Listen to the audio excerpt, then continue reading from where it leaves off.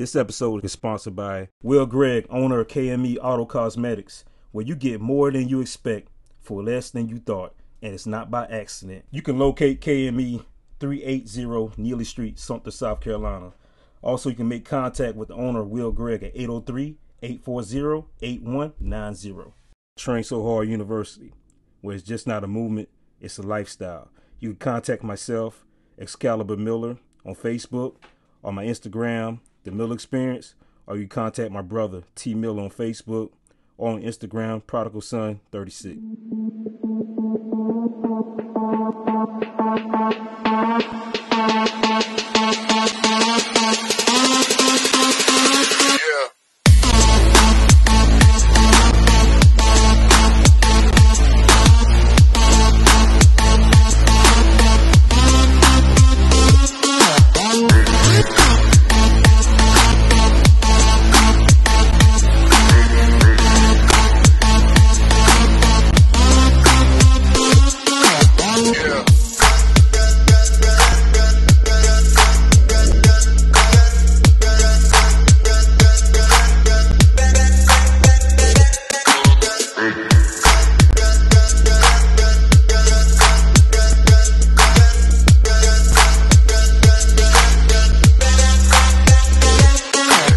If you're interested in being a sponsor for Shop Talk or the Miller Experience, you can contact myself, Ernest Miller, at 803-565-9752.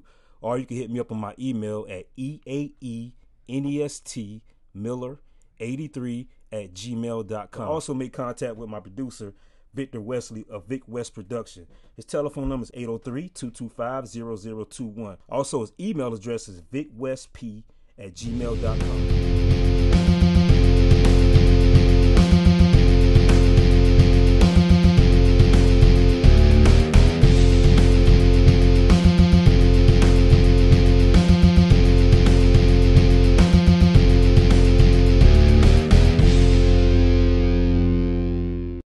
Welcome to the Miller Experience, where we have up close and personal conversations with people that I admire and fixtures of the game. And my next guest is definitely one of these guys.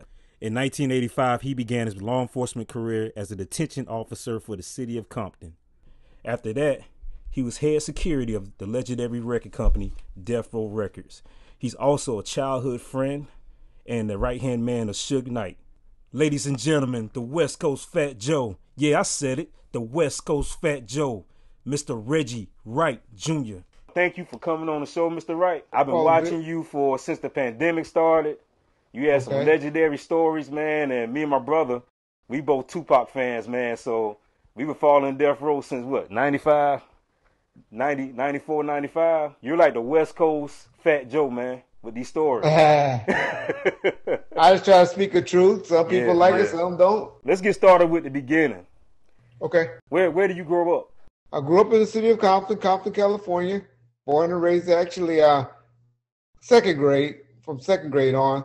Prior to that, I lived in the Imperial Courts housing projects area. My mom and dad would get mad if they hear me say I was in the projects, because I wasn't a project kid, but you throw a rock right across the street, you would hit the projects where we stayed at. Oh, wow. But we actually stayed in some little duplex just outside the projects. But they both grew up in the housing projects in Watts called the Imperial Courts Housing Projects.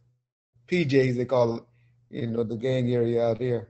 You coming from, you and Suge, you guys grew up together. Tell me about that. How was that growing up with Suge? Yeah. So Suge was a year older than me. So when I first met him, it would have been at a elementary school called Stephen C. Foster. And it was in Compton, and that's where we both went to elementary school. He and I have a unique situation. We one of a few that went through all the same elementary, junior high, and high school together. Because most of our comrades, the guys that we went to elementary school with, they stayed in Compton. We actually started going over to Linwood, which was right around the corner. But they all went to Whaley Junior High or Dominguez High School. And but we went on to Linwood because there was a better football school. And we both always thought we were going to be some professional football players. What class were y'all in, football wise? What class? I'm 84. He 85. No, I mean like class A, class B. Oh, okay. We were the second highest then. Like Long Beach Poly, Servite, Modern Day, Compton High, and all of them was a bigger conference. They call it four. Now they call it open division out here. But back then it used to call 4A, 3A, 2A, 1A. And it was mainly based on your school size. Gotcha. What position you played? I was an inside linebacker and a running back. I was a lot smaller back then. But Suge was actually a lineman. Suge was a defensive lineman and an offensive lineman. But Suge was always athletic, man. You talking about a dude that I remember one day was on the bike lot at track studio. And he playing around. That nigga just stood up and jumped and did a backflip. Yeah, I never would have thought that. Yeah, I would have never thought that, man. Yeah. Man. So he grew up in a two-parent household, right? We both were fortunate enough to have both our mothers and fathers into the household when we grew up. And, yeah, we was both blessed for that. So Compton, during that time when you grew up in Compton, it was pretty much known as a working class type area. Correct. What then sooner or later, crack hits, gangs started, murders, everything. How did that affect you when that transition changed from Compton to be this working class area to now the drugs invading? We always had the issue because prior to rock cocaine, we had that problem with Sherm, with PCP. And to be honest, a lot of the brothers, well, some people know it as angel dust for people that don't know what I'm talking about. And they kind of touched on it if y'all go back to the movie Colors when the dudes was acting kind of crazy in that movie. Yeah. The Mexican dudes. Because they love that stuff still to this day. We call it water, Sherm, PCP, angel dust. And we had that issue. My father and them age, which, back in the 70s and mid-cities, they had what they call red devils. And then heroin, was shooting up that heroin. And so that was the issues that was going on. So then we had the, of course, then we got into the Sherm. They always had reefer around. They call it reefer. Yeah, y'all call it good now. but they called it reefer back then. But the man that the drug of choice for the rich folks was the pot of cocaine, right? That was, the potter snorting in your nose. That's where y'all get Whitney talking about. Crack is whack.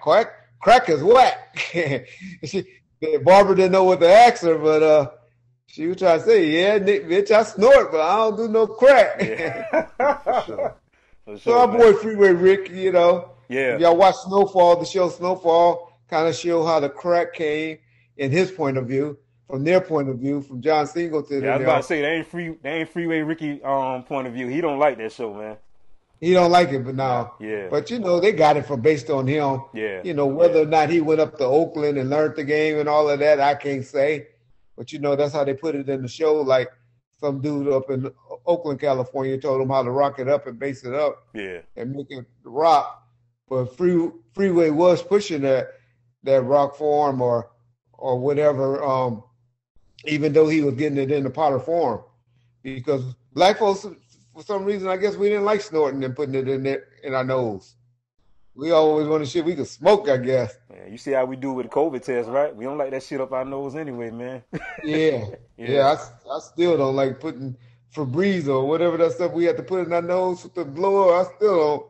But anyway, we don't like stuff in our nose. But they'll snort some shit up their nose like it ain't nothing as we see in our movies and stuff. But to get back to the point, you asked me how was it, and so I was saying we grew up seeing drugs in the community and stuff like that. I unfortunately in '82 was like 16 years of age at the time, and so we saw it, but we mainly saw people that was affected by it, meaning our aunts and uncles and all of them that was burglarizing our grandmas and mamas and our neighbor's house and stuff, because that rock cocaine, man, it had people doing stuff. It had people, man. It had women tricking. We call them strawberries. Selling their cars. Niggas giving the gang members and the guys on the street their cars, and then coming down to the police station filing a police report for stolen. How about the car got stolen when they just, gave up the car for a few rocks and stuff.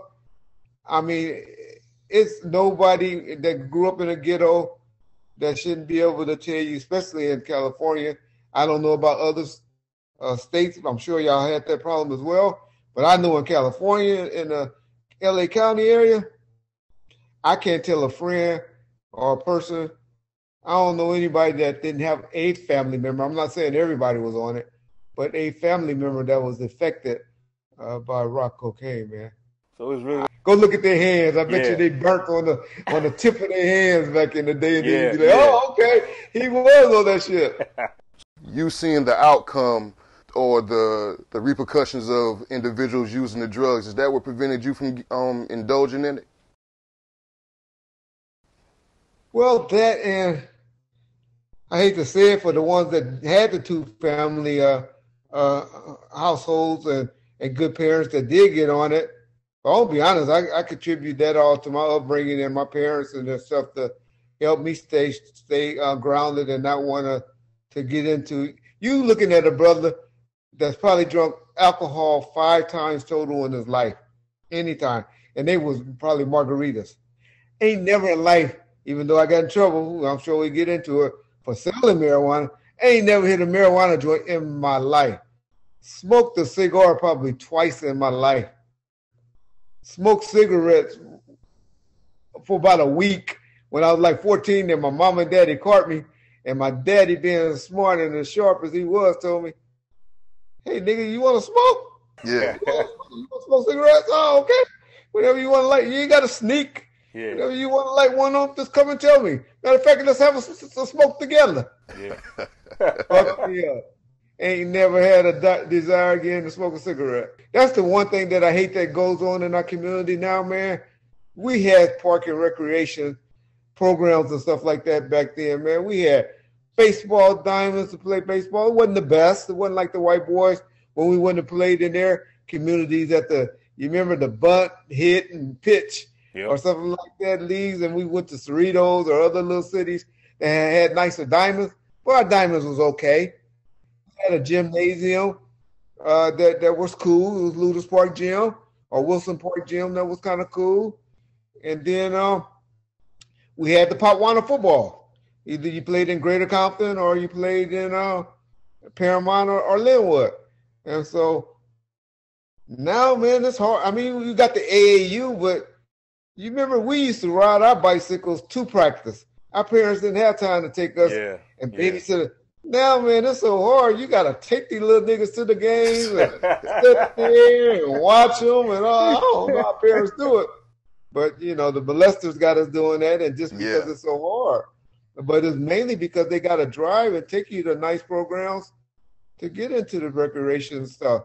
That's the one thing everybody always talking about putting money into, and law enforcement and this. If they take maybe a 10%, 5%, and invest in and pay the coaches and get some good coaches, like my boy to the left. Now I bet you coach somewhere or work out or do some athletic with some people or something like that.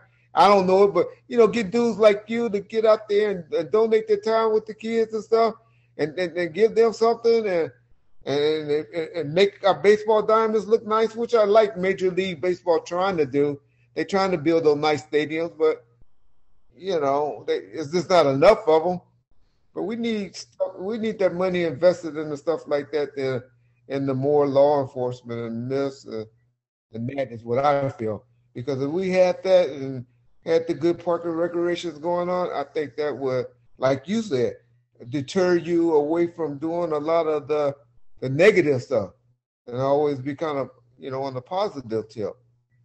And that's the one thing I think our elected officials is dropping the ball on us for us by not, allocating enough money for our park and recreations. Yeah. No, that's another rant. All right, so with your athletic background, with you and Suge, how far do you guys go athletically? Obviously, you became a police officer, and we get in that later, but how far did both of you guys go? Well, I mean, we did that all our childhood, to be honest. He played for a baseball team. He was real good. Suge was more into the acrobatics and aerobics or whatever it's called, acrobatics, I guess, and motorcycles and stuff like that. Got you. That's what Suge was big into.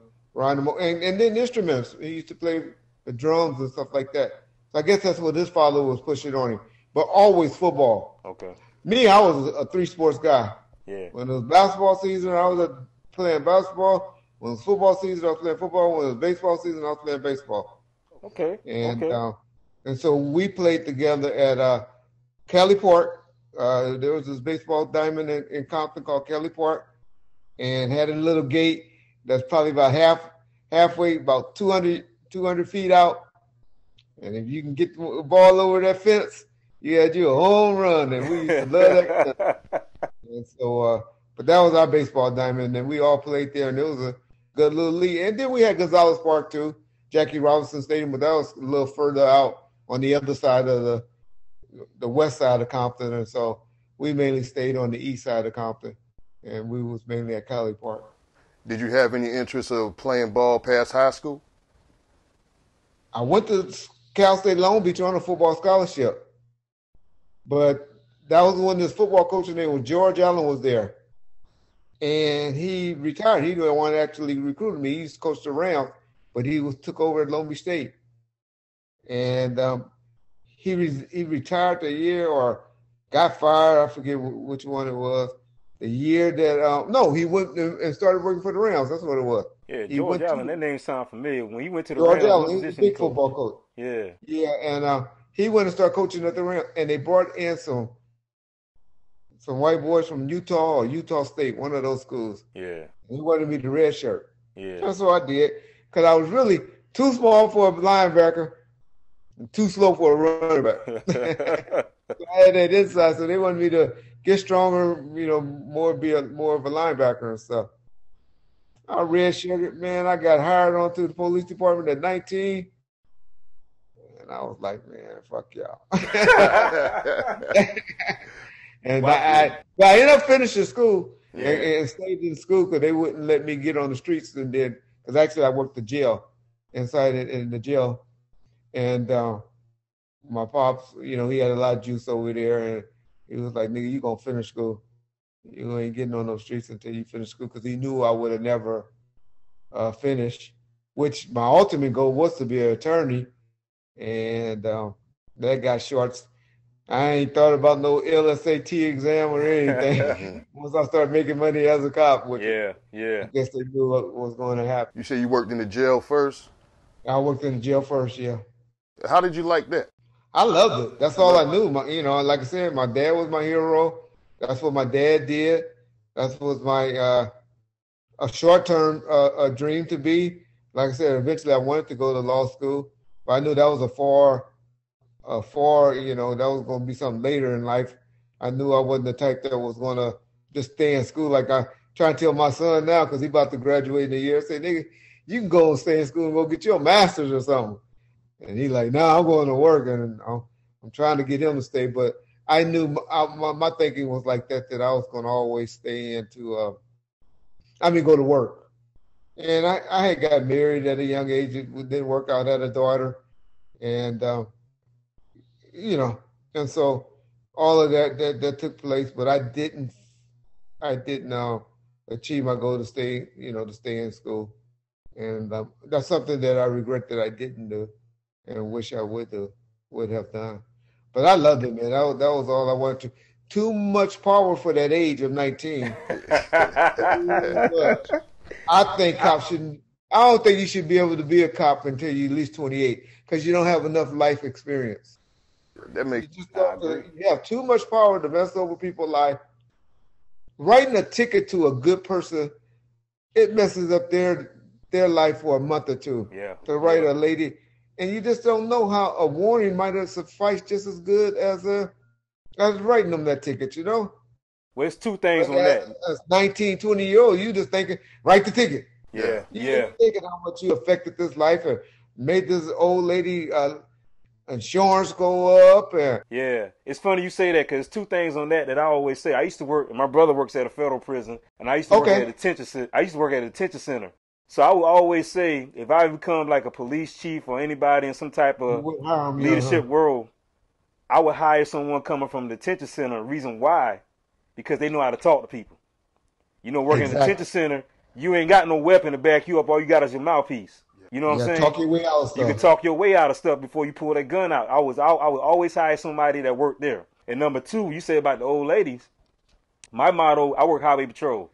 My Oh, motto okay. is, if you're born in the 50s and the 40s, I ain't writing you no ticket. See. I ain't writing you no ticket. I'm gonna get you a warrant. That might be your medication money. You Now, know? I had an uncle that was in law enforcement too, Yeah, and he was real cool, but he was a traffic guy, right? yeah, yeah. And I used to think that motto like, I ain't writing no people, no old ladies or no parents or nothing. And he said, Reggie, and he had to remind me this. He said, Reggie, how many traffic accident scenes do you go to in Compton where there's gang members involved? He said, so sometimes you do have to write them tickets because to remind them of the laws because it's generally good people that's involved in traffic accidents. So it's a two-way street. It's a two-way street. Yeah, I And can see it that it's a way. two-way street. I can see it that And way. because I was one of those, man, I would take it, we call them CHP 180s out here. And I would take your car if you was a gang member and this and all of that. Yeah. And have you with 12, it was 12, unlicensed driver, oh, you going? Yeah. And then, you know, my uncle be like, why you so hard on them? You know, but you don't write. I said, I ain't writing no. And he said, those are the ones that, when you go to traffic scenes, look at who been the cause of bad traffic. So, yeah, so, you know, it's a two-way It's street. a two-way. Yeah. It's catch 22 on that. But I had a training officer that taught me, man. He told me, he said, how many times in life you needed a break? He told me, he said, you ever walk up to a car and you can, and somebody asks you for a break? Learn to give it to them. If you believe they're sincere and you give it to them. And I always try to Some practice people be that. full of shit too now. That- Some people be full of shit too, man. When they oh, say yeah, I break- said if you know, I said you had to be Stop able being to. that guy. But you know, I yes sir, no sir. I'm one of those to tell you to comply. Yeah. I was watching Blackish today, and I seen where Anthony Anderson was getting on this. Say, well, sometimes you can't comply because this, and this. Yeah. And he brought up some good points in that show. But I still tell my son, we can deal with this later. You yes sir, no Yeah. sir. Yes. Yeah. Yes. Until Yeah. and you know, if you feel like something was done wrong to you, we deal with it later. Deal But with you it ain't in gonna court. win out there. Exactly. Because you know, I was young, and I was real young as a cop. So I used to, and I grew up in the same city and knew most of them, most of the people in that city. And so I used to get challenged all the time. Nigga, Reggie, if you don't have that gun and that badge, you know, you think you tough and this. And I used to tell them, this pen is what, that gun and badge ain't gonna put your ass in the penitentiary. Uh-huh. Pen is what's gonna put you in the penitentiary. So Yep. the power of the pen. There you go. And so I'll be trying to tell them, man, they can tell a story on you to get you in a lot of trouble that's hard to get out of. Yep. So be quiet. Yeah. Shut up. Yeah. But I know we get off topic. Ah, you good? During that time, when Suge was playing ball, did he get involved in street business? In street business? Yeah, like the streets. You know what I mean? Like anything street. Suge was always, let me say this about Suge. Suge was always, because he was big and he had two cousins. And they were crazy too. You know, they were big and buff and good looking dudes and, you know, 6'2", 6'3", and had good size on them and stuff. And he had one cousin that was real quiet. His name was Ronald at the time. Now he's a fool now. But Ronald Knight and Suge were the bullies. No, he was quiet. Suge and Donald were the fools. But now Donald the quiet and the cool one, and Ronald and Suge the crazy ones. But I say that to say they were three of a kind that if you had to deal with one, you're going to deal with all three of them. And so he always kind of had a bully mentality, especially being from Compton and over there at Linwood, those guys were a little bit more nicer than the guys in Compton. So they used to have to try to live up to that Compton street name or whatever. And so as far as that, but not up there saying cuz and blood and all of that. Gotcha. He didn't start that until later. Okay. And until he went, and I think he needed it. He catch a bad rap for reaching back to the guys in the neighborhood. But we wouldn't know who he was if he didn't reach. They didn't reach back and get them in the 90s. I'm not saying in 2000s and 2021, 2022, you needed that type of atmosphere or element. But going around, traveling around in the communities, different communities in the mid 90s, when they were getting death row off the ground, he needed those guys that was with him, in my opinion. We're going to get into that. I saw somewhere on one of your videos that I believe Suge went to the 49ers training camp and he got arrested. It was actually the Rams. Yeah, the Rams. And he got arrested. He was a scout player for the Rams. Okay. But go ahead. And he got arrested. Yeah, he played against Jackie Slater. I remember he told me a story where Jackie Slater said, "Boy, you better slow down. We don't go like this in practice. Calm your foot down, youngster." Because Big Jackie Slater is all Hall of Famer. He's a big old boy. He can hurt you. They call that a practice All-American. Yeah, Jackie told him calm down, but yeah, he almost made. Suge would have made it, but that money was too slow for him. But he was still cool. He was hanging out with Daryl Henley, who we all know he eventually got in trouble with Daryl, and RB Ron Brown, the guy that was an Olympic track star. He ended up playing for the Raiders and stuff. That he was one of the first ones that had that quick speed when the NFL players, NFL teams started going at the guys with speed and to run back the kicks and stuff like that. This dude named Ron Brown, he was on the '84 Olympic team, won a gold medal on that relay team, and he got tight and got up under them, and then he met this promoter named Al Heyman and all of that, but he got cut by the Rams. I think he was on the scout. He played as a scout player, and so all those scout players kind of had the regular players didn't like him no way. Yeah. Then he got picked up by the 49ers. Got you. And then got a shot there, but he got arrested. I don't know if it was on the training camp or at the facility or just while he was in camp. And he got arrested for an old case in Vegas that he had while he was, playing bouncer out there at a club. And that's what I was going to get into next. He became a bouncer. He was doing security for Bobby Brown, correct? He did security for Bobby Brown, but that was mainly through a guy named Al Heyman, who's the boxer promoter now. Back in the day, he was real popular because he had the Budweiser Superfest. Y'all too young. Y'all won't know about it, but, your mama and daddy used to know about the Bud. That used to be like the Essence Awards in San Diego every September. Everybody used to flock to the San Diego, and they just had a big old concert, 3-day concert. And I remember my parents used to go all the time to San Diego to the Budweiser Superfest. But Al Heyman had that, and then him and this guy named Big West, rest in peace, Big West, got up under Al Heyman, and that's when they were trying to do the Scream tour, the tour with Albie Shore and Bobby Brown and all of them. He got up under Bobby and then met DOC and, went from the security and bodyguard side into the music business by, all the alleged rumors that went on behind that with Eazy-E and, the rights for Dre, which Doc was supposed to have been his artist until he had a car accident. And now we call him Donald Duck now because he talking like a Donald Duck. Oh, now. that's messed up. So we call Doc Donald Duck. Yeah. He got the, he messed up his vocals. Yeah. Doc still got the pen. Matter of fact, he still to this day write most of Dr. Dre lyrics whenever he decided he want to work. But that's why. What was Eazy-E and Suge relationship? Did they have a relationship or? No, just being from Compton.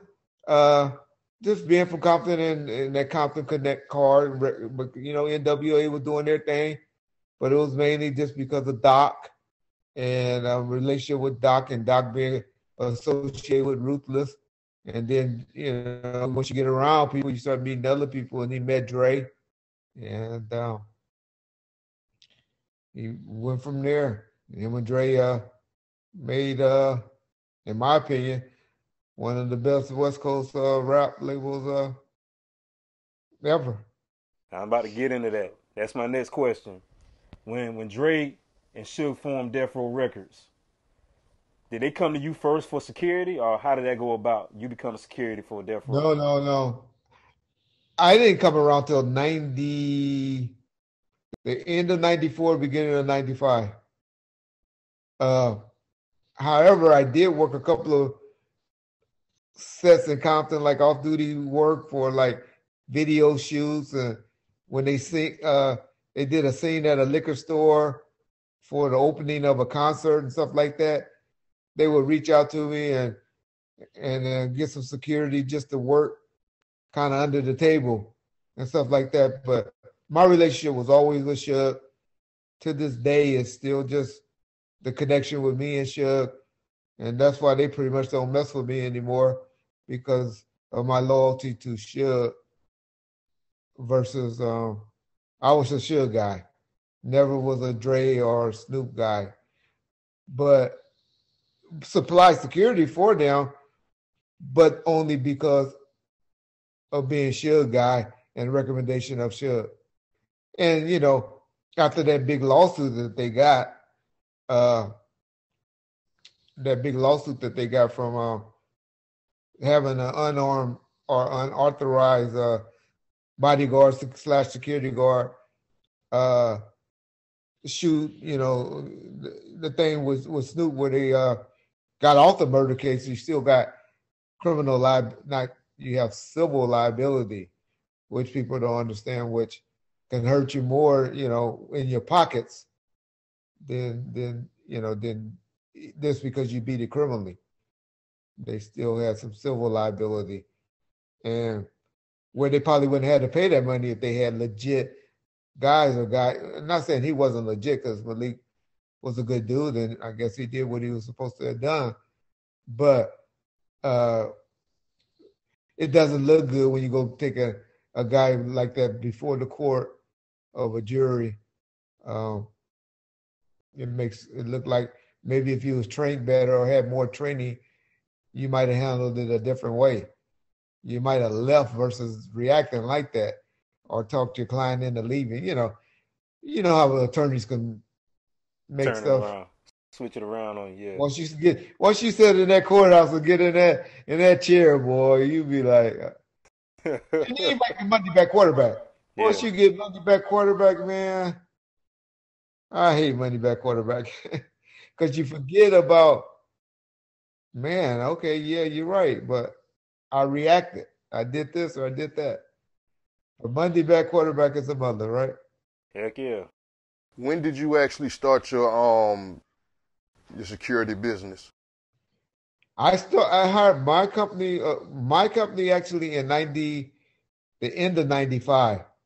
What I did was I subcontracted, because I had to go and get my license and go through all that testing and all that to get my PPO. That's what they call it out here in California, a private patrol operator license.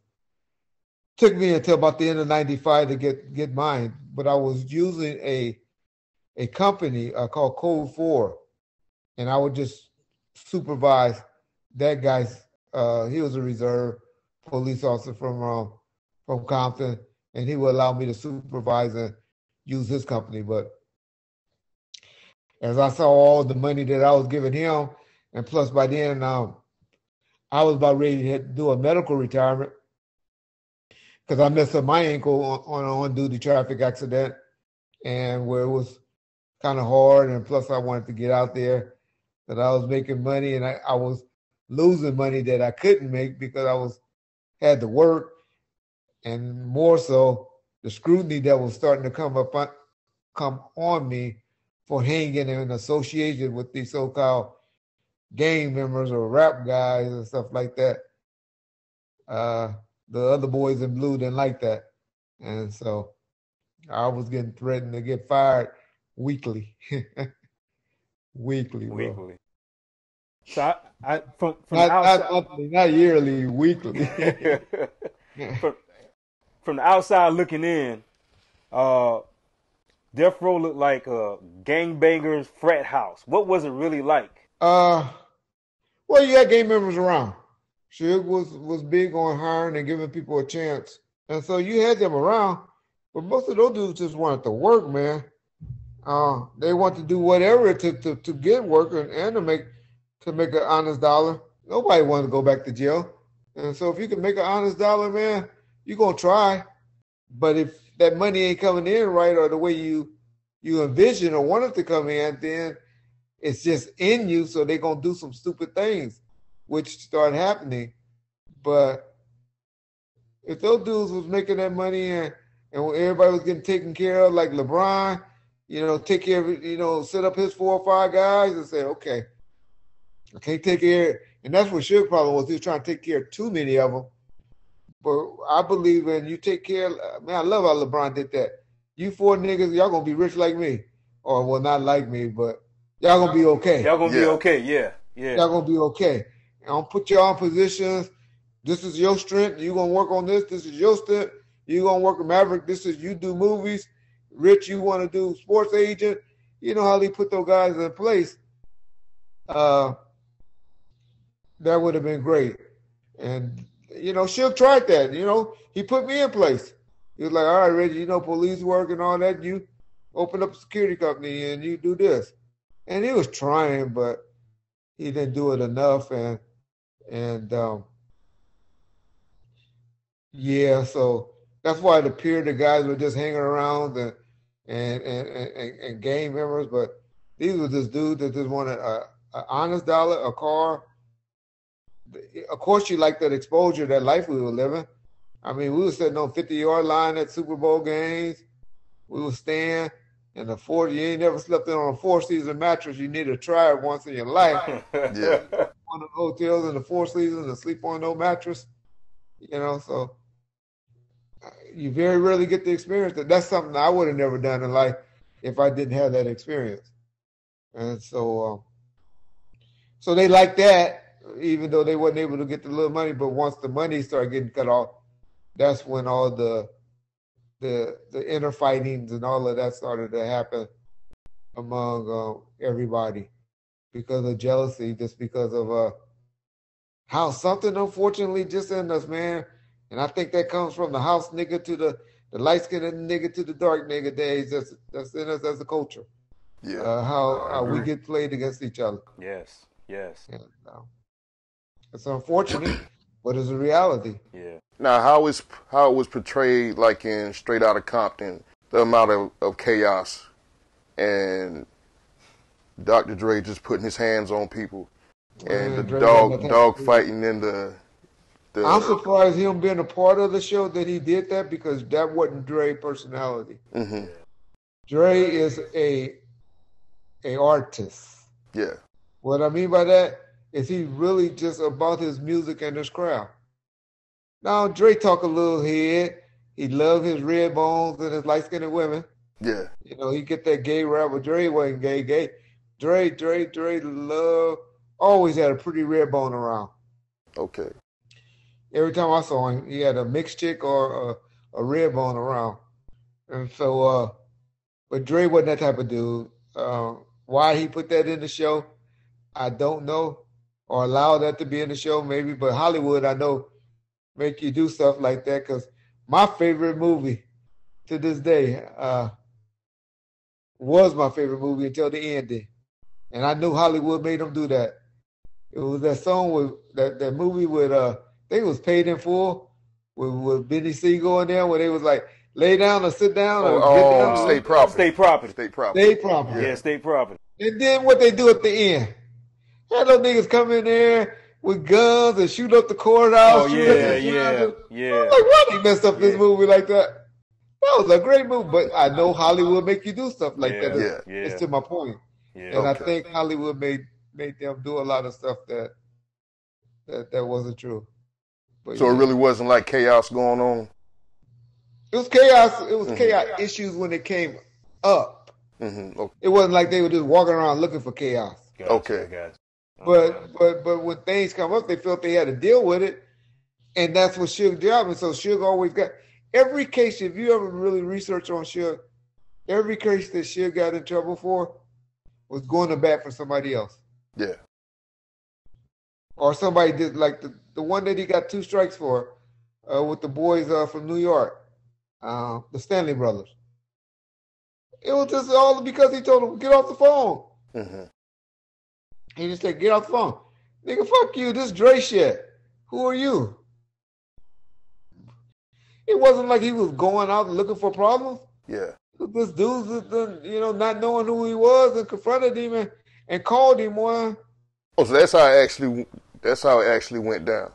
Yeah. It was just, he came in, there was some dudes from New York, they was on the phone. Because back then, man, people don't know. Business phones, they forget, the ones that's old and the ones that's too young never knew. Telephone bills was crazy. Yeah. Especially calling from a business. Yeah. And Dick Griffey was on his butt, at a recording studio too, about the phone bill. So he was having $5,000-$6,000 phone bills and that, just crazy.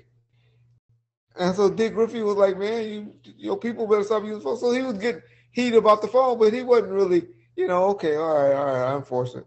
So he walks up and walks in the studio, just coming from court on another case. Mm-hmm. Most people know, in a suit. Okay. And he walks in the studio, and the dudes on the phone, and the Stanley brothers, and they were on the phone, and he tell them to get off the phone. But he keep walking. Hey, y'all get off the phone, y'all can't. And so now they go in his office, and he look on the cameras and see they still on the phone.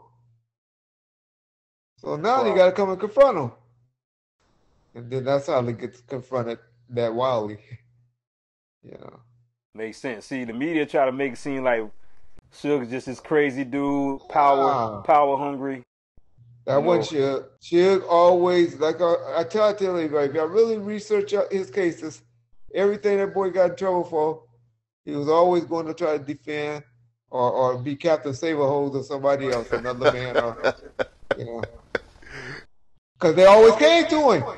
Y'all wouldn't believe the amount of phone calls this man done got.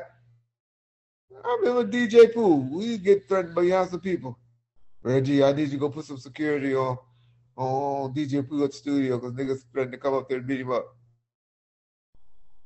Damon Thomas, what? Reggie, I need you to put security on him because that's the guy that's married to Kim Kardashian was. I need you to put security on him because of this. It was always people coming to him for help. And then it seemed that it always backfired or turned on him. But I guess that's what he felt his value was. Did Dre and Suge have a strong relationship in the beginning? I know towards the end it kind of backfired, but now they had a great relationship for what I knew. But you got to remember, I didn't come around until the end of 94, 95. By then, Dre was pretty much on house arrest from some incidents he had. So he wasn't around as much at the studio and stuff like that. But I always saw them to be cordial and respectful towards each other. It was mainly just the drama. Like I said, Dre wasn't built like that. Dre wasn't about that. And that life, he just got tired of. Y'all got to remember, Dre started talking about he wasn't doing rap no more. I mean, gangster rap no more. He wanted to do jazz. He wanted, change his whole style of music and he was changing up on how he wanted to be. That's when he did that ballroom. Who been there? Who done that? Done that video. Yeah. I was just thinking about that. Yeah. So Dre was really, he had a new family and a white woman. I got an interview up on Bomb First right now where he talking about he came to him and said he wanted to be white. which I think Suge capping, but the young people were capping. But I think Suge BSing on that. But he said that, I'm talking about Suge, but that's really what Dre was kind of telling him. And if you listen to what he was saying in 95, 96, you got to kind of believe it. You got to kind of believe it. But, okay, that's growth. That's growth. Dre had been in trouble. He was drinking heavily at one point. He had got that DUI, well, reckless. They called it a wet reckless. They ended up dropping down to when he was driving his Testarossa fast down, Sunset, and the incident with D. Barnes where he got tired, and he was probably like me. Don't want to go back to that federal or go back to jail.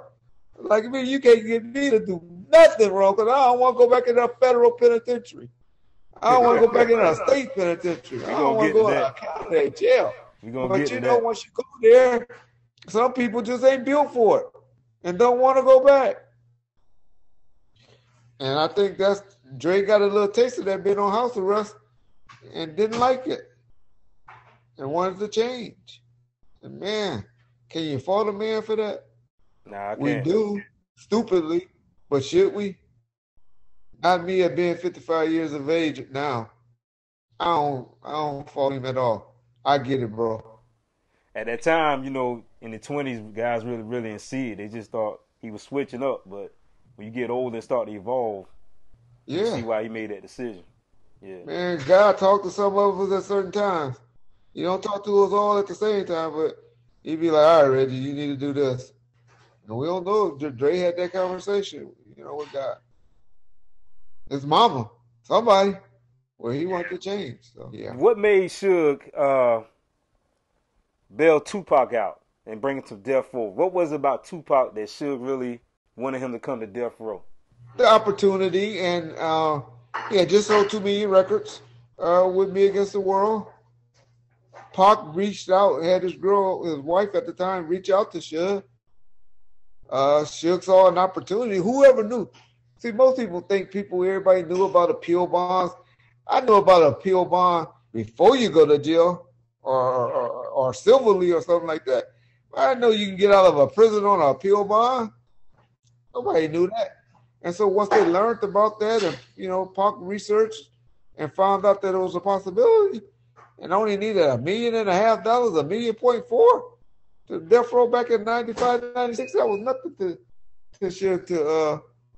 to come up with. And so when he saw and it was people that had the money. But what Suge had that most people didn't have was that motherfucking white boy, David Kenner. Yeah. And David Kenner was that key to making that happen. Suge Knight getting, Suge getting Pac out. But that's all that happened. Opportunity. Once you talk to people and they say, hey, man, the Pac hated it in there. He was having it hard. He was having it rough in there. And so I'm sure once he talked to Suge and Suge saw it in his eyes, like, oh, I got to help this dude. What was your first impression of Tupac when he stepped in death row? Of course you knew of his songs, how to get around and this and that and all of that. I didn't think he was going to be a bigger star than what Snoop was and all of that. So it ain't like our limos got better because Tupac came around. We were still riding around in the same limos. We were still doing the same stuff. So it ain't like our money changed or anything like that. But Tupac did come home and do what he was supposed to do and hit a superstar status. But when he first came on, so that's why I'm phrasing it like that. So he was another dude that we was gonna try to get out there and put out. Did you think it was a good idea beforehand to get him? Like I said, I didn't have opinion either way. At that point, I didn't have an opinion. Who knows now? I'm one of those that believe all our dates is wrote down. God knows, when we all gonna die. So I don't care where Pac was or whatever. I believe that he was gonna die on September the 13th, 96 when he came out of his mama womb. That God knew that. That's what my Bible and my teaching is. He said the only way we can lose days off our life is by striking our parents, being disobedient towards our parents. Is then we lose days off our life. But so I said that to say, you know, yeah, I wish he would have stayed in prison if I knew that for sure he was going to still be alive. Sure, he does as well. But that don't mean he wouldn't have died in prison or some other way if you believe that teaching. And so if I knew that he was going to die like he did, then yeah, I would have loved for him to stay in prison.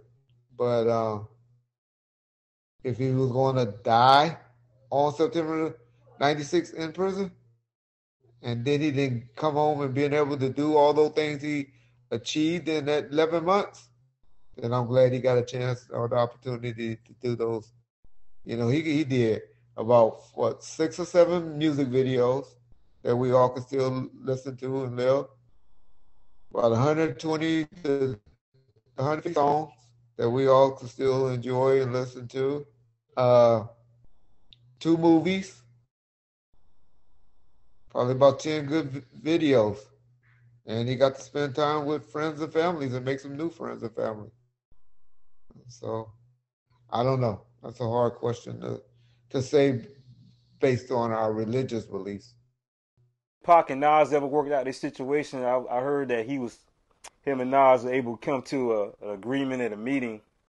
He was going to take out, what song was that on the Machiavelli? Against all Against odds. All Odds. He was going to take that verse out with him dissing Nas. Did them guys ever reconcile each other and be able to come to agreement and squash the beef? Yeah, they shook it out, hugged, and talked about doing music and doing work together the following week or two. And so, yeah, I think, well, I know that they were going to try that they did work it out. They came to a mutual agreement that day.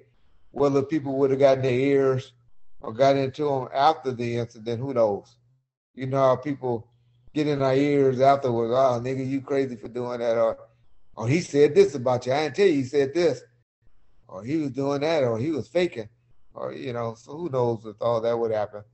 But from what I saw and observed that night, it was all good after those dudes embraced and gave each other dap.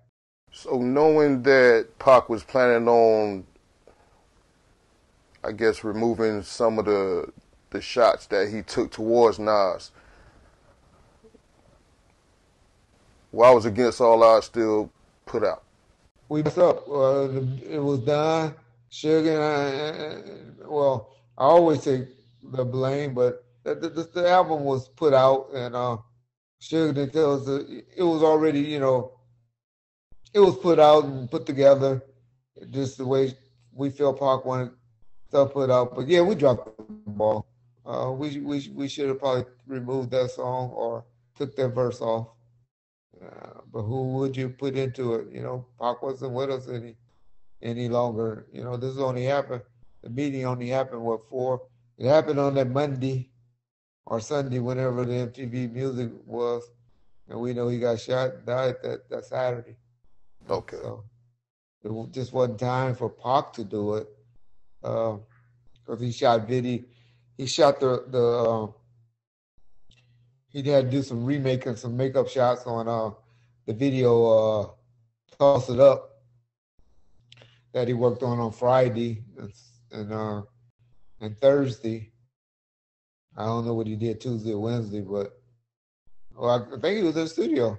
I don't know that business. I wasn't into the game then. I was just straight security then, or had the guys, supply security to the company then. But yeah, I'm sure Pac. That's one thing that Pac might be disappointed that that verse wasn't taken out. But Nas don't seem to be tripping about it. He seemed to, I never heard We'll get to that anything later negative. on one of his songs. I don't think you was too fond about it, but we get to that one later. Well, he probably wasn't fond about it that it was made or that he felt Yeah. that way, but that it came out, yeah, I don't know. Never heard. What was Puffy and Suge relationship like? I saw a video with Keefy D stating that Puffy paid him a significant amount of money to assassinate Suge. So what was their relationship really like?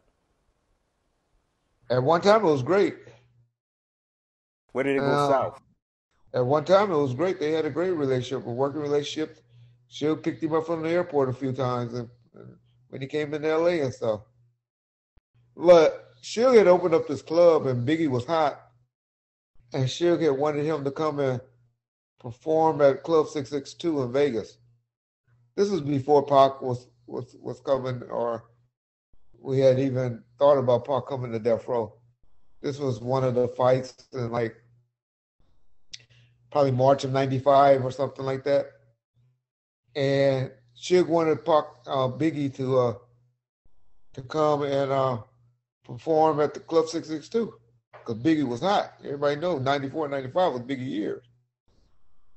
Puffy wanted the door. You know, all the money to come at the door. And Suge being like, hey, I done let you sample the 1.5 Death Row catalog on his album. And me and you supposed to be boys, you know. One hand take care of another. And now I fly y'all in, get y'all, take care of your expenses or whatever, but you want the door? I'm just trying to get this club off the ground. I got orders. I just trying to give them something good, but we supposed to look out for each other. Puff wanted the door. So she got a bad taste in his mouth, but we're like, okay, fuck you, nigga. Yeah. But now he meeting with Pac. And it started up in about July of '95. And by August the 6th, that was the day of the Source Awards of '95, he know Pac coming to Death Row now. We got confirmation that he gonna get out on the appeal bond and everything in the works. Just now letting the attorneys do what they gotta do. Get him out. And so Suge was like, and Pac was like, man, I'm telling you, I'm coming home, I'm destroying them. I believe, y'all know how the penitentiary walls talk. I hear stuff. I know niggas in prison know stuff before people on the streets. Yep. And so he was hearing all the allegations that they, that they had something to do with it. And his mind playing tricks on him, paranoid, not trusting nobody. And he really felt that Big and Puff knew something about what happened. That's why he always said, nigga, you supposed to be the king of New York. King of New York, you supposed to know what's going down. I heard and be reporting to me who did this to me, meaning, the shooting at the Quad Studio. And so all of this going through Pac head. So now he's like, I'm coming home. I'll be at war with Bad Boys, I'm destroying them as a record label, as a crew, everything. Suge like, all right, I'm riding with you, Pac. But that's how Suge is. That's why the statement was made at the Source Awards. Letting them know, all right, we ain't cool no more. We riding with Pac. Most people don't know in one of those cells, there was a picture, big old poster picture of Pac sitting in the cell. So letting everybody know Pac's a Death Row inmate now. And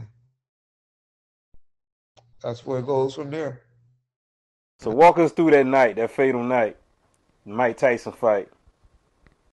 Walk us through it on why it happened with the fight with Orlando Anderson. Walk us through that fatal night, man. The fight, the shooting, everything. What was your thought process? Were you there? If you wasn't there, what did you think? What was going through your head? What was Suge talking about? What was Suge's mind frame at that moment? You're talking about after the shooting now, right? After the shooting, correct. After the shooting, everybody pissed. So they're like, what the hell? Because you got to remember, we was untouchable, Death Row. We were telling your name. We running around talking about we untouchable now. And everybody was disappointed and pissed. Of course, as being security was taking some of the heat, like, well, what's going on? Why this happened? Why you got? It was a blur, man. I tell you, that was one of the worst weeks of my life. It was a blur. I never been asked that question, but uh, stressful.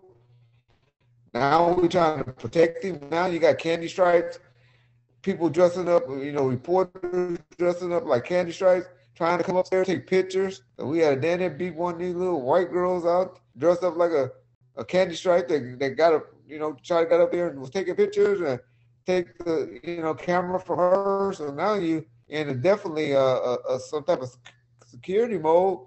Yeah, people up there calling and threatening at the hospital and stuff like that. So now you're on lookout, and then you have niggas back in the neighborhood ready to retaliate, and so now you're getting here, and I'm getting calls from pops who's over the game unit and stuff in Compton, like, what's going on? These niggas up here shooting at each other. We got a war going on in Compton. This is before Pac even died. This is after Pac getting shot. So it was a hectic week. To say I remember exact things, no. It was all a blur, man. It was a crazy time. It was a crazy time, man. Did you think after that it was smart for Biggie to come 6 months later after Pac died? Well, the way it was been portrayed like it was over and nothing was done, and a month later everything had stopped. Suge's in jail, and so So you're feeling safe now. I always say, I don't know, I got to get the time dates on that. When Steve Harvey and Snoop and Puffy goes on that show talking about it's all good. Yeah, I remember that. Like, Snoop, why can't you say it's all good? Nigga, you didn't start this war. That's all Suge used to say, I know. Nigga, how you gonna stop a war you didn't start? You ain't a part of it, nigga. Who are you? That was funny to share. But I got to get the time, like, I got to see when that show actually was taped. Not aired, because we all know the shows get aired months. Get aired. I think it was aired after Biggie died, to be honest with you, but it probably was taped way before then.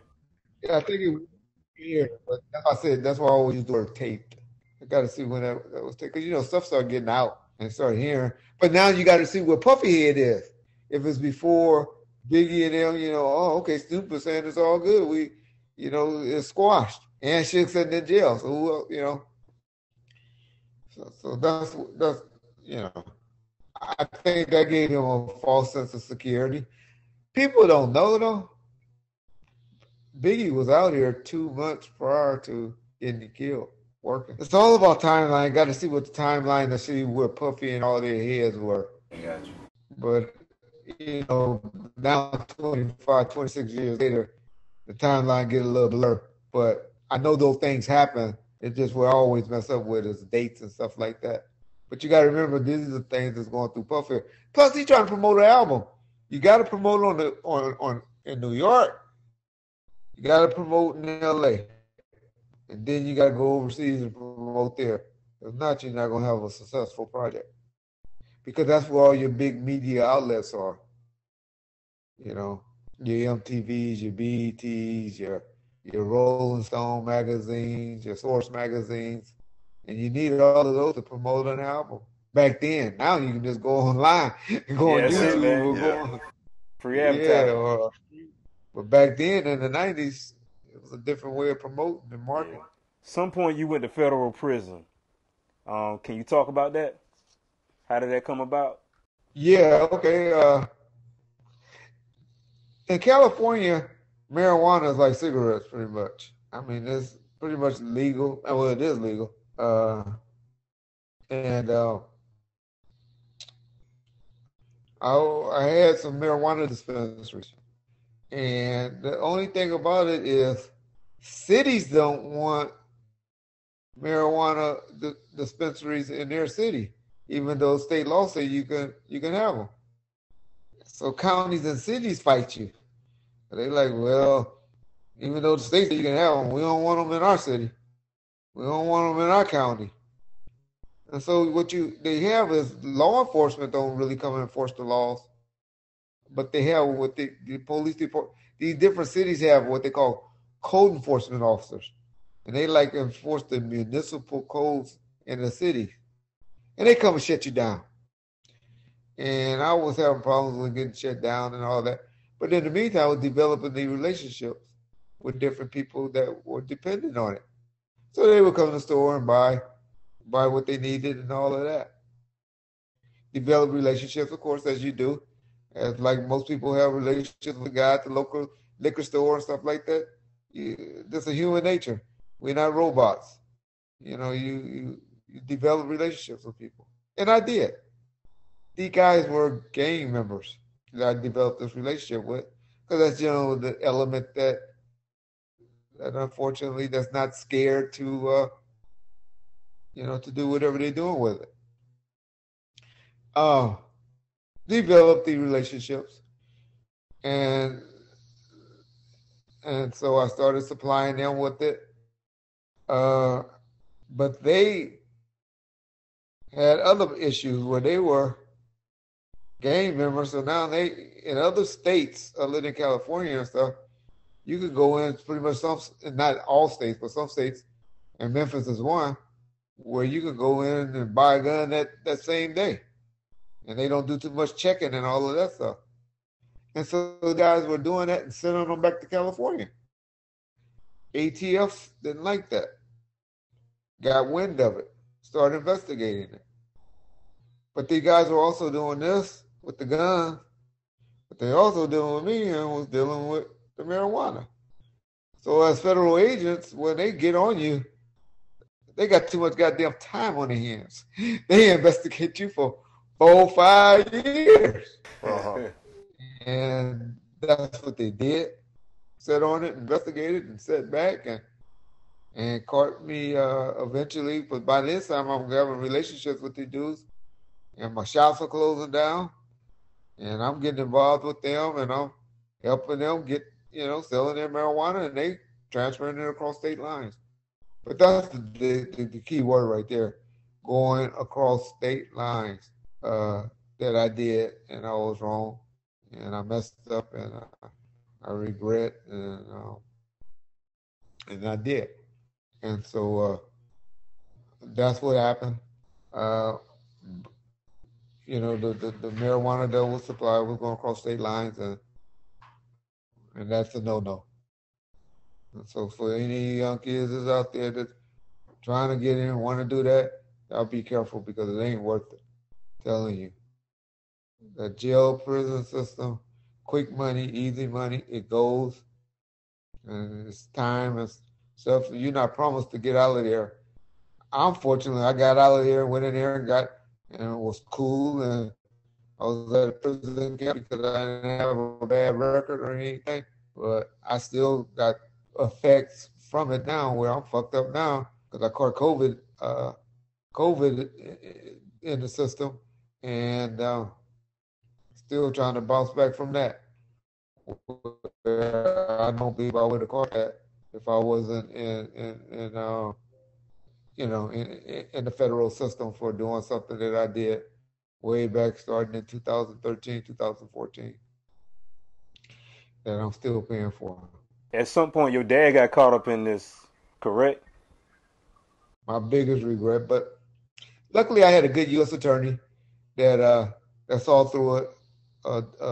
Assistant U.S. attorney that realized that, okay, this man just being loyal or being was duped or whatever by his son, and he had nothing to do with this. And even though he should have been smart enough and he should have known, but we believe that he didn't. He wasn't involved in it. Gotcha. But he was smart enough where he should have known. And luckily, he didn't have to pay the price like I did. How much time did you actually have to do? 18 months. I did 18 months. So I was blessed. I mean, it could have been a lot worse. I was in there with guys that did 3 years for marijuana crimes. I was in there that did 10 years for gun cases and other things, the federal system, that prison system is no joke. I don't care how long you're in there. A year away from your family is gives you something to think about. I wouldn't change it. I mean, it was a good, an experience. I ain't gonna say a good experience, but it was an experience.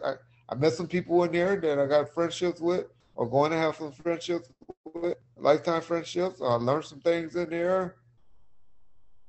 Something I hope none of my family members or my kids ever have to go through. I'll be honest. I hope it taught me some things.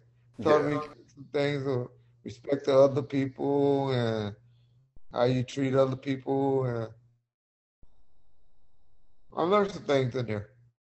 What was your mindset going into it? Was there a lot of fear, nervousness, um, All of that. all of that? Yeah. but I kind of had talked to people and I knew it wasn't that bad because I knew as long as you go in there and give the respect and don't be over there trying to be Mr. Biggie badass and all of that, then you're gonna be okay.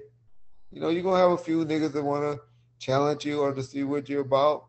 But for the most part, man, as long as you go over there, even the COs, you give them their respect and they gonna give it back. You go in there trying to, you're gonna have some that's assholes, and that's just them. But as long as you ain't just an asshole just to me and you're the asshole to everybody, I didn't have a problem with those COs. And that's what you were. We knew what you was about. You know when those particular CO is gonna be on duty and there, and you learn this program and you just do it. You adjust. And that's what you got to do. That's the only problem that I had. That I had to learn that you couldn't move when you want to move. You Yeah. get up for count. You get up and do this when they tell you to do it. Exactly. You lose all your rights to. I ain't doing it. I can't do it. No, nigga, you can do it or you pay the price. Take your ass to the shoe or whatever. Yeah. Was there like any crazy experiences that you had during that period of time when you was locked up? I saw things, but unfortunately, people kind of knew who I were, and they gave me the respect. Like I said, I was at a camp, which I mean, I say a prison camp, but those niggas are the same people. They Yeah. were, they. I was in there with niggas that had been in there 20, 30 years. They just worked their way Work their way down down. to Yeah. get to the points to get to a camp, and had less than 10 years left. And they were just as foolish as some of the other ones, but they were smart enough, or they knew that you didn't. I mean, shit. Probably we had a problem with because we had this thing that they call Unicore at our prison, and one of y'all said y'all was an ex, so y'all know about Unicore, and we had it with electronics. So those niggas was, we had fire sticks to watch everything on TV, Yeah. and we had phones and everything in there, and they were getting caught and rolled. We would get, that's what they would get. So we were always getting searched or getting shaken down because they knew we had phones in there like crazy. I didn't need the phone because I had enough money. I wasn't addicted to Instagram, and because that's what they get in trouble from, watching porn. But they give you enough time to be on Yeah. the phones. Yeah. And they give you, and then now they got something where you can email people. And I had money on the books where I could email all day. So I didn't understand why niggas, but they were on no phones like crazy. And that's what got most of the guys rolled up. You had some fights, but they kept that quiet. I don't remember nobody getting in trouble for fighting. I mean, I seen niggas, especially because those paisas, we got three sets. You got what they call the Islanders, which is like Samoan, not Samoan. Well, they like all the Asian people and the Arabs and all of them. They call themselves the Islanders. Then you have the blacks. Then you have the whites. Then you have the game members, the Northerners and the Southerners. And then you have the Pisces. But those Pisces is usually the deepest on the Yeah. West Coast, and they discipline each other. They be slapping and they deal with each other. Where the blacks, we didn't do we was only about 30 of us, and we didn't have the structure like they did. Okay. Everybody was kind of just cliquish. Yeah. And luckily I was in one of the cliques that were cool. We didn't have no problems. We had very few problems. And then, I gambled. And, you had to gamble. I tell you, you had to gamble. You have time because we was doing a lot of poker. But food, your locker, Yeah. shit in your locker that you can get by every Wednesday. And the gambling table was usually done by everybody. And so I was cool with everybody because we gambled. So we was all cool, the Pisces or the Southerners and the Northerners. They kind of a little bit more stricter. The game, the Southsiders and the Northerners. So they kind of stick to themselves a little more than the white guys. They try to be tough, but they so outnumbered where we were at. Yeah. Yeah. The prison is bad too because I used to go in there and be like, look at that. 3 days of the week you got all blacks in the kitchen. 4 days of the week you got all the Mexicans in there. And they all just, it's like, man, y'all need to mix this up. Y'all Same promote shit, this. right? Y'all promote this separation and It's a shit. vision. Yeah. The way they give out the jobs. But Mm-hmm. that was the key there is everybody had to click where the Islanders, they ran the store. Everybody had to hustle. But yeah, the COs kind of be messing up there because that's the one thing that they did do wrong. They promote that being separate because of the way they gave the jobs. Yeah. I don't think they realize they be doing it. But I don't know. Yeah. You can tell them, man, you won. You know they know. All right, Gangster Chronicles. It was you, Mob James, and Alonzo, I'm sorry, were the originator of the podcast. Tell me about that. Well, we had a good momentum, I think. We were doing good. You had a college professor or educator, which was Alex, and was good at moderating, being a moderator. And James, speaking from a gang member, or a street guy point of view, and then me being from a music executive and a law enforcement point of view. And so I think we had a good chemistry working. But I went to prison. And in my opinion, that's when the show went down. And then you had the COVID, the pandemic as well that hurt things because they wasn't able to meet up and tape together and stuff like that. And people wasn't that savvy with doing what we doing and stuff like that, Zoom and all that. I know Zoom loved the pandemic, huh? Yeah. Well, everybody now will Zoom now on the pandemic, but Yeah. but over time, how things happen with people, unfortunately, my boys Stephen A. Smith and Max, they broke up. Yeah, man. My boys Skip and then Stephen A. broke up. And just when you get personalities and egos, and some people think they're bigger or better than the next, I think, unfortunately, sometimes we all can't stick together and keep it going if you don't have that sandbox mentality. Because me and James are good. We're always good. I actually be good with Alex. I'm one of the ones that can get along with everybody. I tap in Norm Steele, who was the guy that Digital Soap Op Network that put together the podcast and got the connections to get things out there. But it mainly was because of us three, putting it in and putting our opinions on things that I think that made the show successful. But it all fell apart. I'll be egotistic and say because I wasn't there to keep everybody together because I was the bridge. I was the one when James was mad at Alex, be like, "Come on, man, stop tripping." Yeah. You guys, man, y'all, them nights I work night shift and it's a slow night. You guys kept me up at night with that Gangster Chronicles, man. I listen to you guys while I'm out driving, patrolling, man. I had a couple of CEOs at the prison where I was at that told me that as well, that they listened to it And that's what they recognized. I thought they recognized me from Vlad, which some of them did, but they mainly recognized me from Gangsta Chronicles. Yeah, I recognized you from Gangster Chronicles, and then I started seeing you on Vlad. Yeah, Okay. yeah, yeah. So at one point, MC8 was brought in the picture to sign, and you guys had a deal with Charlemagne Black Effect. That's what get crazy at because I got cut out of that deal. MC8 was really there to replace me. That's who they brought in. But they always advertised. But they always no. I never worked for the Charlemagne deal, even though they advertised and used my name. And that's why I always was mad. But like, y'all owe me, some of that signing bonus.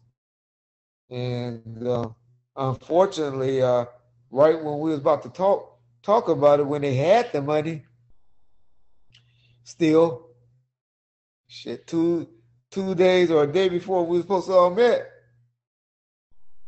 I contracted this thing called COVID. And I went on the ventilator and went out. And I was down for 2 months on the ventilator, a month and a half, almost 2 months on the ventilator. And shit, even when I got off the ventilator, last thing on my mind was a Gangster Chronicle. Yeah, I can imagine. I didn't get back, start thinking about Gangster Chronicles and that politics until at least 3 or 4 months later. And still suffering from lingering effects from contracting the COVID in December of 2020 to this day. I can tell you and Mob James still have a tight relationship. I seen an interview with him, and I know he was really hurt when you contracted COVID, man. It's like he was really praying for you, seeing you in that condition and everything. So I know you guys still have a tight relationship. But speaking of Mob James, what do you think about that situation between him and Charleston White? Oh man, well, I was glad with his growth, to be honest. The James that I knew, He's about to get him, man. he would have been like, "Oh, what did I do?" You know Yeah. how we do something, then we'd be like, "Oh shit, why I do that?" That's the James I used to know. Yeah. And so I was glad he was able to do what they call it, woosah. Yeah, Woosah, So yeah. that's when I was like most proud of James when he did that. 'Cause, man, he got this bad little rap about himself and all that right now. And people but I'm telling y'all, James was not the one to mess with back in when we was growing up in the 80s and the 90s. We all blow up people and say this dude was that dude and that dude. James was that dude. I'm telling y'all. James was that dude. I'm glad he's not that dude anymore. Yeah, man. But He's taking care of his grandkid right now, right? he takes care of his grandson and James and his health. And James just, how we talked earlier in the show when we said some kind of God just come and talk to you? We don't know because we can't say. I think God finally came and talked to him and showed him something that was like, this is how you move, bro. And if you don't, you're going to be sitting behind no bars or you're going to be laying 6 feet under. I don't know. Yeah. Before we move further along, how are you? How do you feel since having COVID? How are you feeling right now?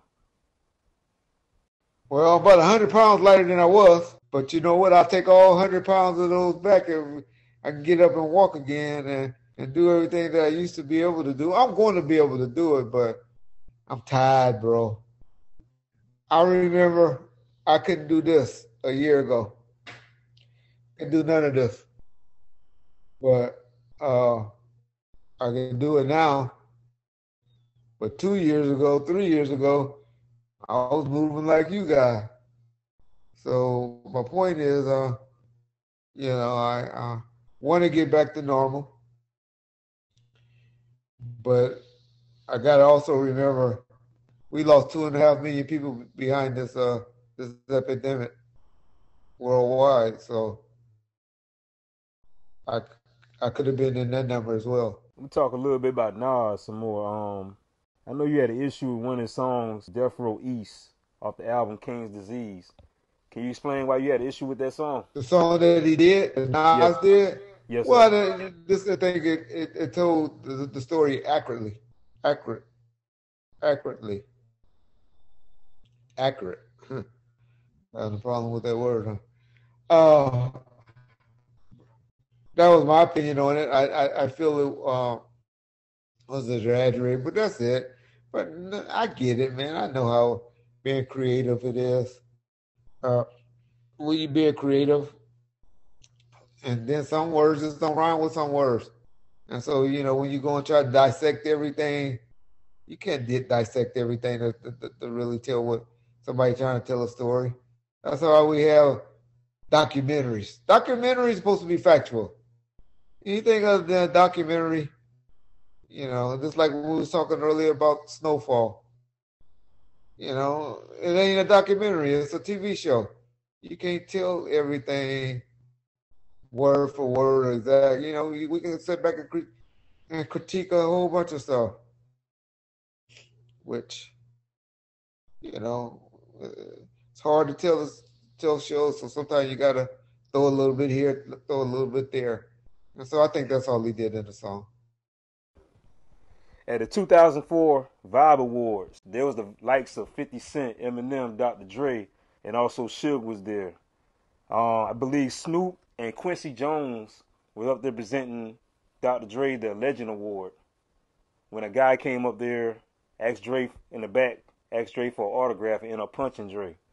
Jimmy Henchman stated it looked like that guy had a battery put on his back, and Suge was the one that told the guy to do that. What do you think about that? I wasn't around. I wasn't there, and so I have to, all I know on that subject is what we all know, or then heard. I'll be speaking from the from the point of view of somebody speculating, because I don't. That's not nothing me and Sugar ever talked about personally, like we did on a lot of the subjects that I feel comfortable on speaking on. But that wasn't one. And, but I believe everything that's been reported. I believe that too had happened, but it's just an opinion. Snoop, what's your thoughts on him being the new owner of Death Row? I don't think he's the owner. I think he's a front man or employee of the hedge fund that's given a percentage. So I guess he has some ownership. I well, I don't think he's have any ownership, but I think that he's allowing to make a profit for his services. Is what I believe. Because I believe him and Hedge funds Puffy. is about making money. They don't buy and acquire stuff to sell it. They acquire stuff to make money off of it, and and when you don't make any money off of it, then you get fired.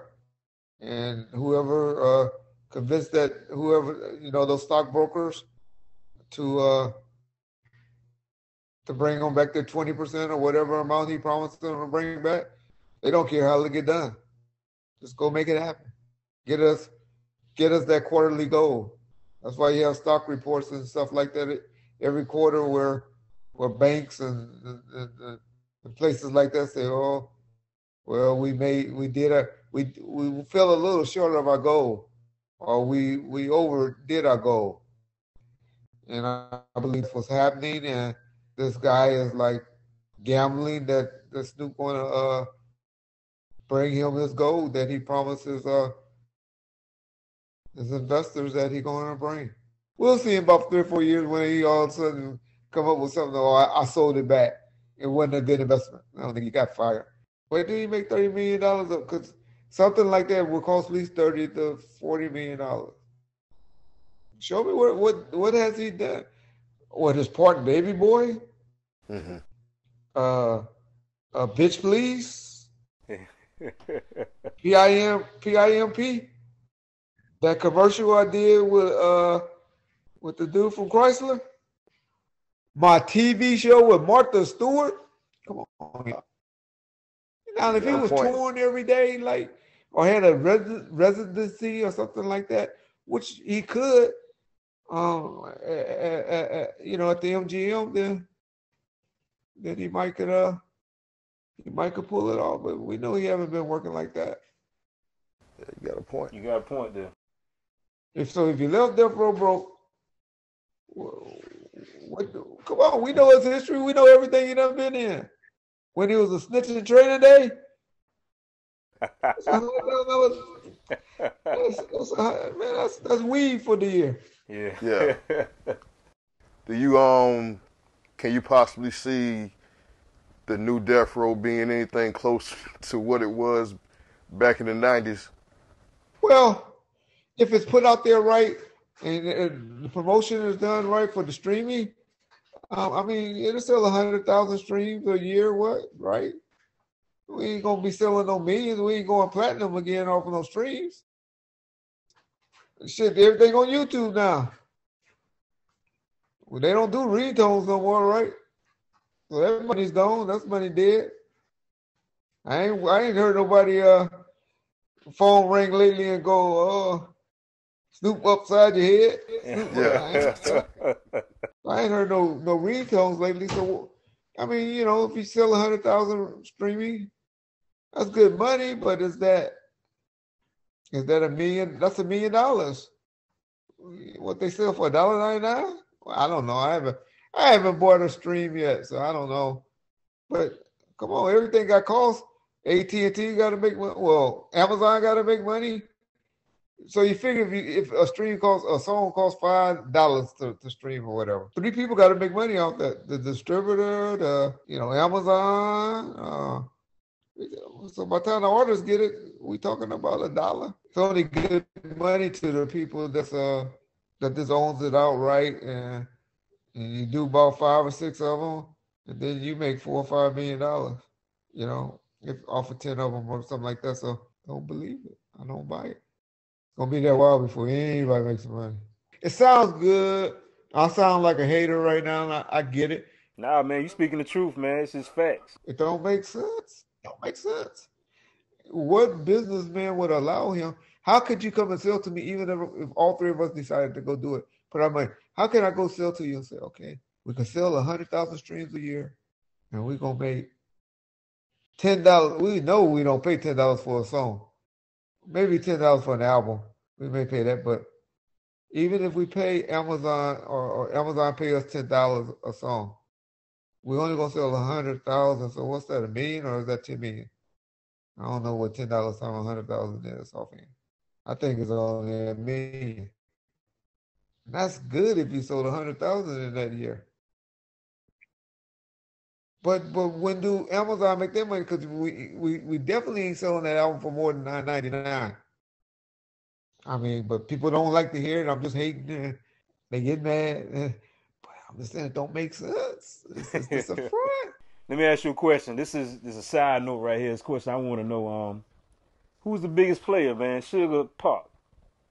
Who? Let me ask you a question. This is a side note right here. This question I want to know. Who's the biggest player, man? Suge or Pac? Who? Pac as far as industry chicks. Okay. Suge as far as the everyday chick because he was a trick more. What I mean by that, I can get a job, I could give you this to, $1,000 go a long way. Man, when Shaquille O'Neal came to LA in 95, 96, he had a deal, everybody forget with Ford, I think. Niggas used to say, man, Shaq is a motherfucker. Man, we're gonna run that nigga out of LA. That nigga done raised the price of pussy. That nigga was giving chicks expeditions, dog.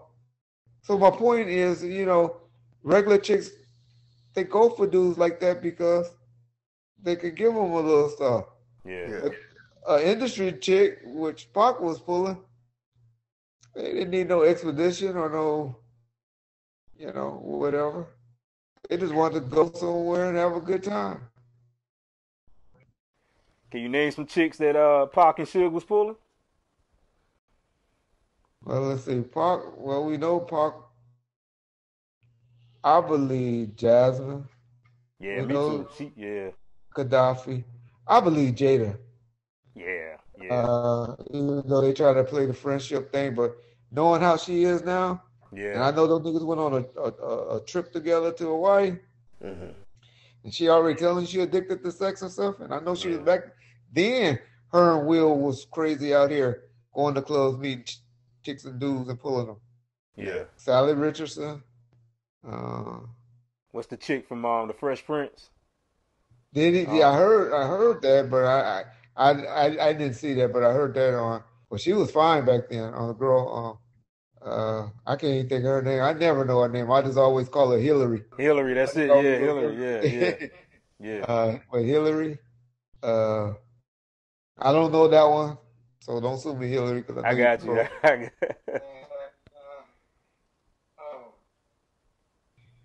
Of course, Mary J. Mary J. Yeah. Faith. Um, What you think about Faith? oh hell yeah. There's Arthur Dialogue running something on his show today with the girl Desiree. Said he Yeah, called her yeah, I right saw after that. it. Yeah, I saw that. Hmm. Yeah, she said he called her right after it. So, but I mean, I saw her, I saw him pushing his head down towards her, towards his pants area, Wow. but I didn't see his pants down. But yeah, but they had a relationship. Uh, Wish they both she was mad. You know, females are sneaky and they'll get you back. I don't think y'all woman gonna get y'all back. They gonna get you back. So Yeah. she was just getting big back. So what you think about possibly Snoop and Puff collabing together with Bad Boy and Death Row and turn it to an NFT? What's your thoughts on that? I would buy that a greatest hits on that. I would like to hear the good song. Everybody think Biggie's song, well, his second album was good, but we forget all the remixes. So Yeah. they were Yeah. singles anyway. All Biggie's hits on Ready to Die came out as singles. I think it's up One More Chance. Everything else were all singles, were remixed that was sold as singles. So as an album, I don't want it. I don't want the Biggie stuff as an album. But if you just go and pick Pac songs and Biggie songs, well, they can't do Pac songs. That's what people don't know. This they still have control over all Pac stuff, and Dr. Dre has control over all this, over the Chronic. And then Snoop got control over the other stuff. But I mean, Snoop is my favorite artist. So as far as going performance wise and stuff, uh, well, I would listen to a Snoop and Biggie's because I like Biggie's certain songs that Biggie did. Biggie got a lot of songs that didn't hit, in my opinion, but he has enough when you put them all together, or you can pick from them that you can get a nice greatest hit album, or you can put on your iPad or however you do it, and on your playlist, and and be and have the party going. Oh yeah, you can get 30 songs off of Biggie's two albums. Well, maybe not that many. Not off his album, off of all the songs. Because, like I Yeah, all said, the songs. four Yeah. of the songs, y'all go and listen to and research it. I'm talking to the fans now. Because y'all say, oh, you don't know what you're talking about. Go listen to them. They were remixes. They were songs that wasn't on that album that we would really bump into. They wasn't on Ready to Die like people think. What was your thoughts on the Tupac movie? Me personally, I think they should have made it into like a series. Had us on like Netflix or Hulu or something like that, and turn it into a series like they did the Wu Tang movie. What was your thought on the Tupac movie? You talking about the LT Hutton did? LT Hutton and them, they took their money and lived off of it. That nigga was buying boats and shit like that. And so Yeah, they didn't put the money into the movie that they should have. got But I get it, but I liked it. But I probably was partial to Demetrius Shipp Jr., who played Tupac. I thought he did a great job playing Pac and acting like and doing the songs and all of that. I thought Demetrius Shipp did a good job. A lot of people didn't like it. Most people you. Yeah, I think hated he it. did an But excellent I know job the actually. money was put there, but I did too. But the problem is we know so much about Pop. Everybody, Yeah, because there's so many interviews done, so many so many this people talk about it and stuff. So we already know so. So now yeah. we can critique it. They should have put this in. How could they leave this part out? It's an hour and a half, hour and 45 minutes movie. We can't put everything in it. And And see so you that bring up a good point to where it should be a Netflix series or something like that. exactly. That's Yep.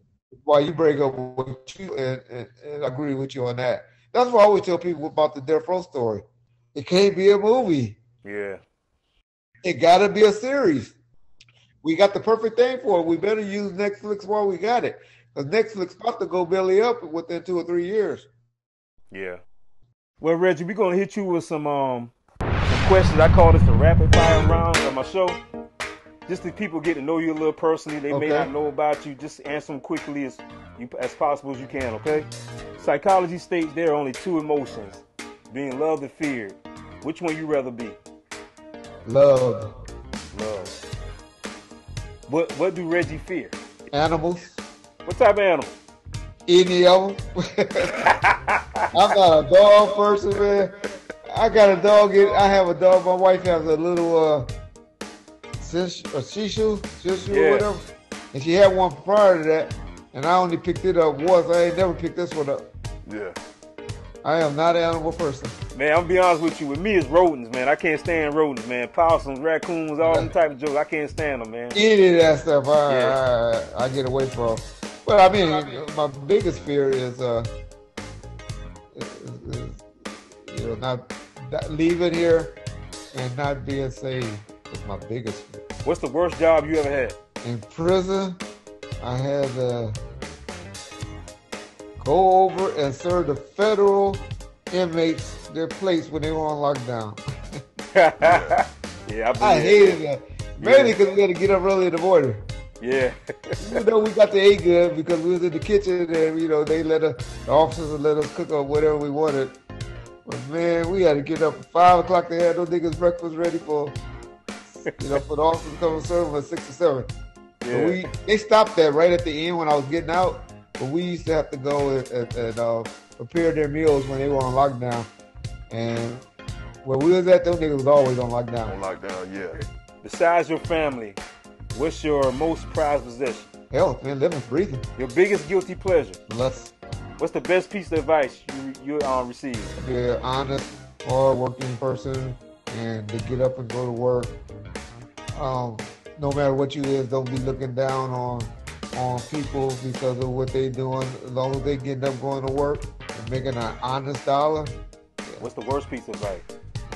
Come from Suge Knight. Take care of millions of women as you can afford.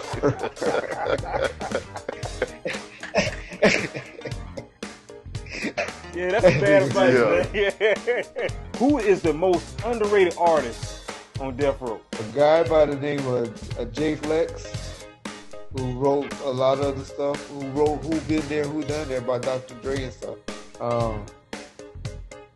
He wrote Cinderella for this rapper named Top Dog. J Flex, Who is the most underrated artist, period? Sugar Free. Sugar free, okay. Yeah. Okay. Oh, Yeah. Respect. All right. I'm surprised I know him. Only people on the West Coast know Sugar Free. It's almost Most people black. don't know Sugar Free So outside the I'm West glad. Coast. Yeah. Does the art of dialogue look like Cleveland Brown Jr. from the Cleveland Show? He damn sure sound like him. No, he's not fat. He's in good Okay. shape. Okay. His arms are not as big as yours. He's not a fat guy at all. That's a Okay. good brother, man. Okay. Very generous. He done looked out on a lot of different situations. He saw that I needed something when he came over to visit me and did some interviews. And that massager that you put on your arms that all the athletes be having now. Yeah. And one day it just came in the mail. He was like, Red, I just FedEx you a package. Go check.